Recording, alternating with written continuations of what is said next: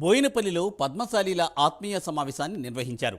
ఈ సమావేశానికి ముఖ్య అతిథిగా ఈటల రాజేందర్ హాజరయ్యారు.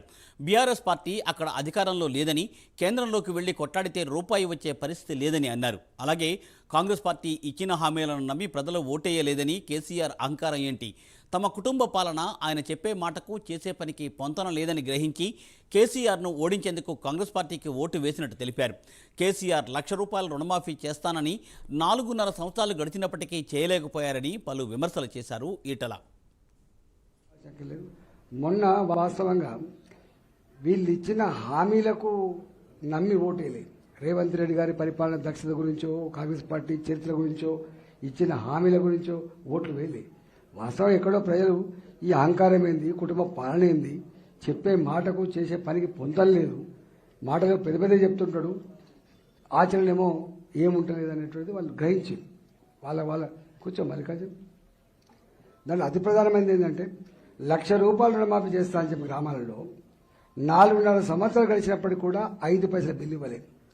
చివరికి ఎన్నికలకు పోతే ఊళ్ళలో రానియనటువంటి భయంతో ఈ ఉన్న రింగ్ రోడ్డు నమ్ముకొని, హైటెక్ సిటీలో ఉన్నటువంటి భూముల్ని 100 కోట్ల ఎకరం చొప్పున నమ్ముకొని ఆ డబ్బులు తీసుకుపోయి కడితే వడ్డీకి సరిపోయినాయి తప్ప అసలు ఇంతవరకు బ్యాంకులకు తీరలేదు. అంటే వాళ్ళకి అర్థమైందంటే నంబర్ 1 స్టేట్ అంటాడు, సంపద కొదవలేదు అంటాడు, రాజదాసుకుంటే దెబ్బలకు కొదువా అంటాడు. కానీ ఈ ₹1,00,000 రుణమాఫీ కూడా చేయలేకపోతున్నారు కేసీఆర్ ఏందని చెప్పి ఇలా ప్రజలు భావించారు.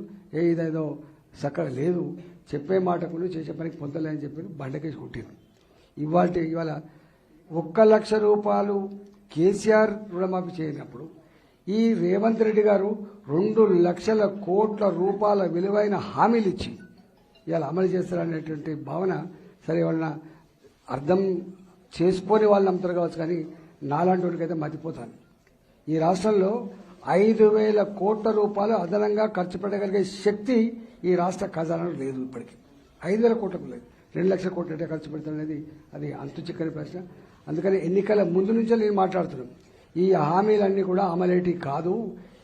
అధికారం రావడానికి ఎన్ని అడ్డదారులైనా తొక్కి అబద్దాలు ఆడేటువంటి ప్రయత్నం తప్ప ఇది నిజం కాదని చెప్పి మనం చెప్పినాం. కానీ ప్రజలు కేసీఆర్ ఓడగొట్టాలనుకుంటారు కాబట్టి వాళ్ళ కోట్లు వేసారు. ఇప్పుడే మనం ఏం మాట్లాడదని చెప్పి మాట్లాడతారు. నిన్న మొన్న పాత ఆర్థిక మంత్రి, నేను 19 దాకా కాబట్టి ఆయన ఇవాళ కొత్తగా ఉన్నాడు కాబట్టి ₹2,00,000 రుణమాఫీ చేస్తే కూడా